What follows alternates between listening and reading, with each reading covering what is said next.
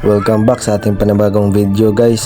Dito muna tayo magda-dive sa tapat ng bahay. Try natin kung may mahuhuli tayo dito. Dito nga sa warm up dive natin, may nakita tayong dalawang barakuda. Kaso medyo maliit pa, kaya pinabayaan ko na lang to.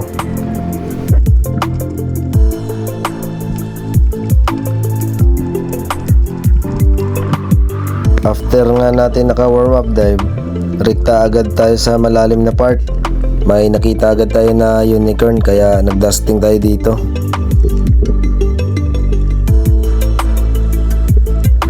Na curious naman, kaya lumapit ito.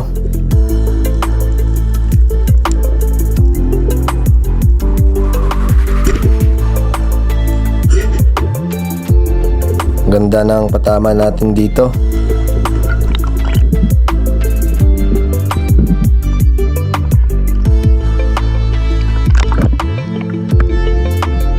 After nga natin na-secure yung isda, ito may napakitang malaki na barakuda.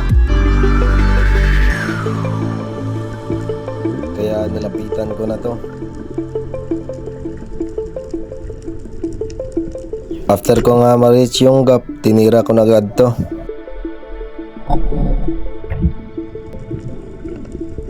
Kaso di bumuka yung flapper.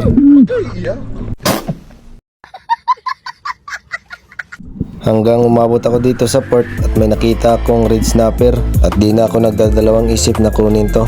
Kaya after ko ma-reach yung gap, tinira ko na agad.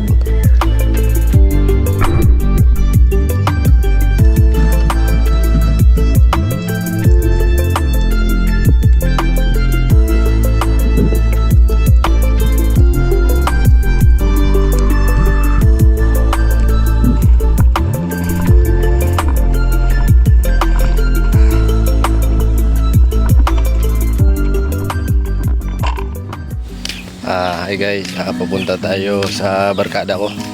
May bibigay ako sa kanya kasi birthday niya ngayon. Dalawang isda.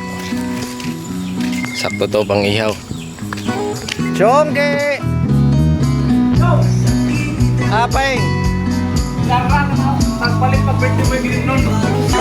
Thank you, Happy Lisong. Muna ba? Hindi mo ha?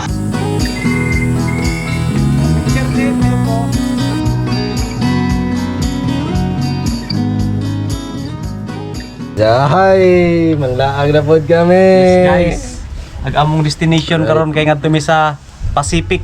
Grabing pagpabadlong ning mga tawhan na to. Gabi hubog karon laag. Bahalag hubog basta makalaag.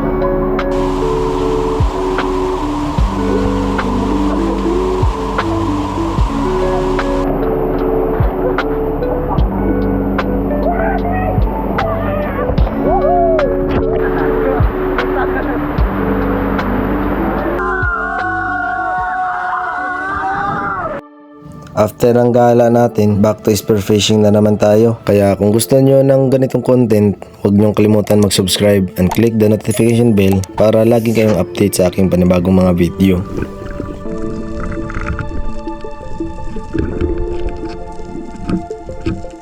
Halos mag-iisang oras na akong nagda-dive at wala akong nakitang malalaking isda. Kaya ito yung tinira ko.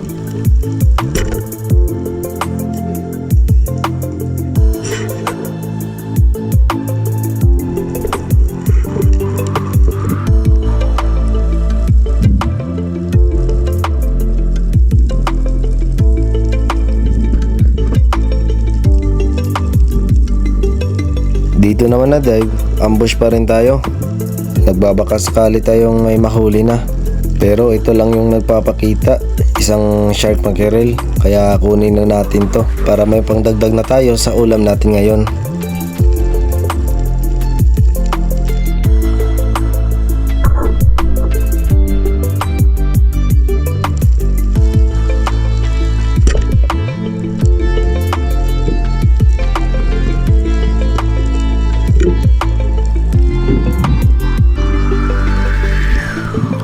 Dito naman na dive, habang nagpapahinga ako sa taas, may nakita akong big eye trevally. Kaya nag-dive bomb ako dito.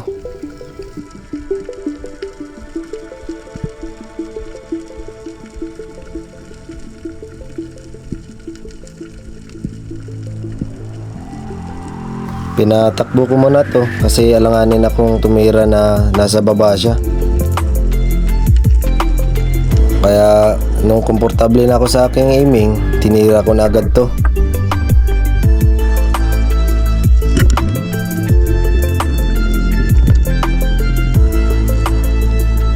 Ganda ng binamano natin ngayon, isang big eye trevally. After ko nga masecure yung big eye trevally, nag last dive ako dito. Baka makadagdag pa tayo. At di nga tayo nabigo, may nakita tayong isang lapu-lapu doon sa unahan. Baghak naman kung tawagin sa amin. Dinandaan ko tong kapangin kasi medyo lumalayo siya sa atin.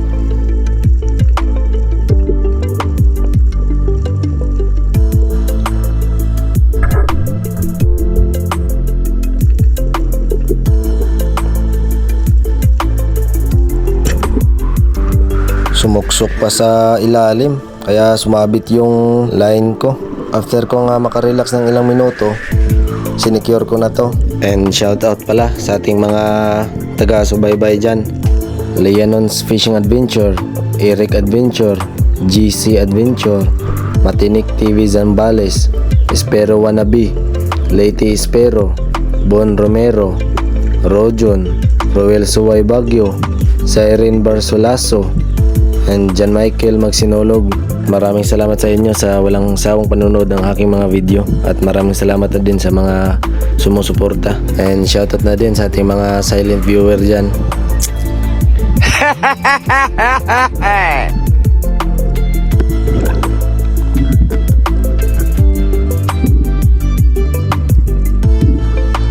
Habang papunta tayo sa mababaw na part, may nakita tayong eagle ray. Wow! Kaya nilapitan ko to at kinuna ng video.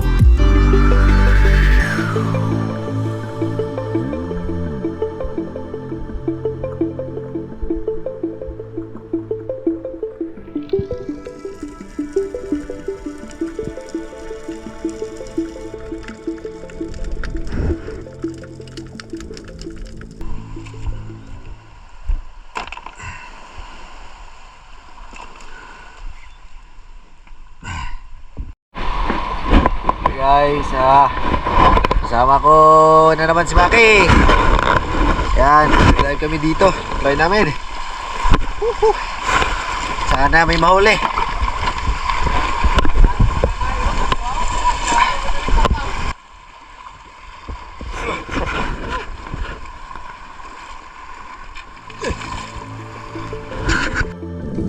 Dito na part, nakita ko yung body ko na may hinabol, kaya dali-dali kong dinive para masikan shot yung natira niya. Nung nakita ko na yung isda, isang giant trevally pala. Wow! Kaya sinikan shot ko na to, baka isabit pa sa bato.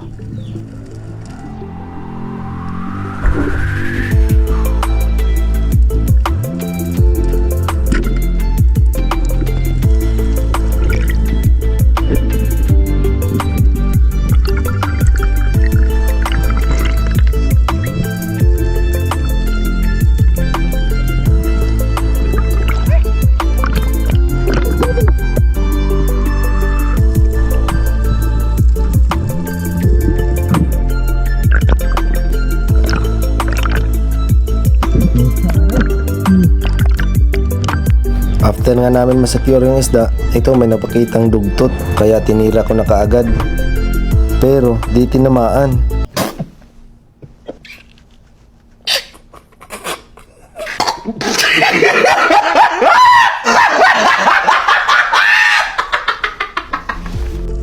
Kaya move on na lang tayo.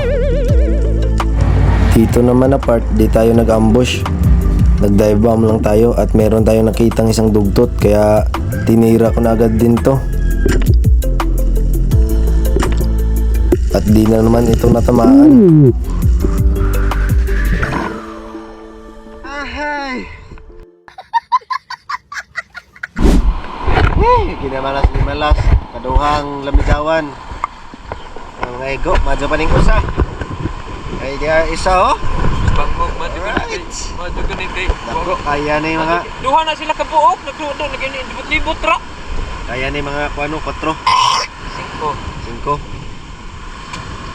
Pagkakita na. Naman ko pagdagan. Ika-iko. Dahil ako sabot. Huwag naman yung dagan. Ako padagan. Kabuhi man siguro. Dahil kinablahan naman sa masa. Patay na. Pag tanaw ni Muspilyo, diha na to, tiyo na kayo, patay na ani. Di andam ko ginawa. Pagbuto, biri naman ka nagulit. Hindi yan bira. Diyan ibalik ang sound. Oo, nasabot. Ano gani? Ibalik ang sound. Di, sound ko lang ko. Ibsak nila ito ang tao. Buto dali ko. Punta na bukto. Maniwin-ingon na lang yun na. Bukto. Dali ako pag-dubla. Tingnan mo ko. Ano? Tungan ho. Hindi rawa naman dagan. Agawang dagan. Pagtingit, dilimi ko. Maikong. Puno lang ang dublahan. Manday mo ah. Igora ka nga, siguro. Paghangad ni mo, buto na. Igo. Kinabukasan, nag-afternoon dive tayo. Pero ngayon, solo lang tayo magda-dive. Same spot pa rin tayo magda-dive. Try natin ngayon kung makakatama na tayo ngayon. Ito naman na dive, ambush tayo dito. Try natin kung may makikita tayong malalaking isda.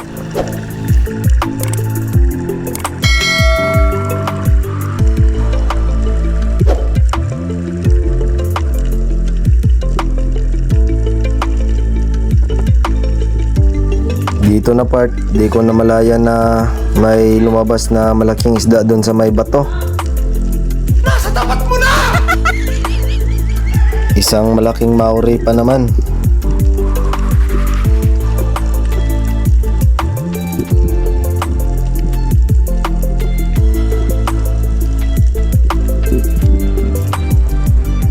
Dito naman na part, nag-dive bomb lang ako kasi nakita ko yung mga dalagang bukid na nagsiangatan. Mayat napakita tong mga school o dugto tuna, kaya after ko maklos yung gap, tinira ko na agad to.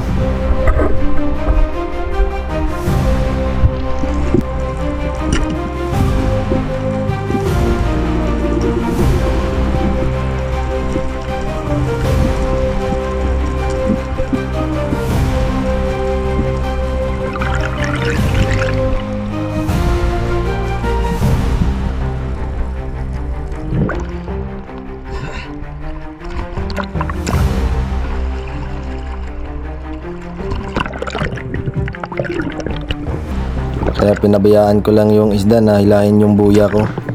Pero ang dali lang naman na napagod yung isda, kaya inila ko na agad to.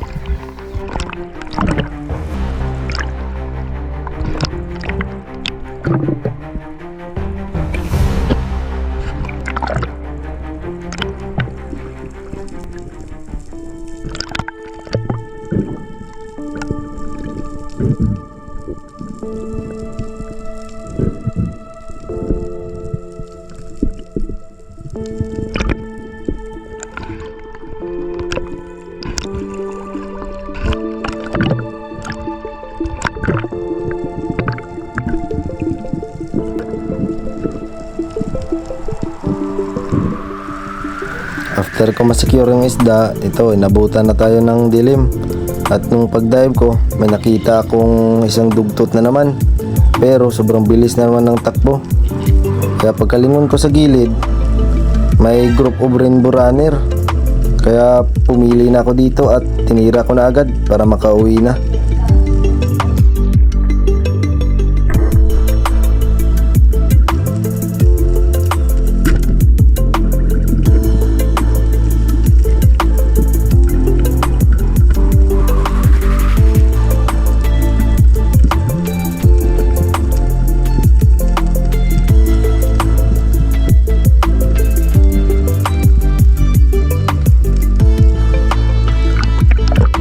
Habang sinisecure ko nga tong Rainbow Runner, ito may lumapit na School of Rainbow Runner. Sobrang dami nila, kaso di pa tayo naka-load ng pana. Kaya pinabayaan na lang natin at umuwi na tayo. Kasi madilim na yung paligid. Next time na lang para di mabulabog. At ito lang yung huli ko ngayong araw. Goods na rin. Bawing bawi.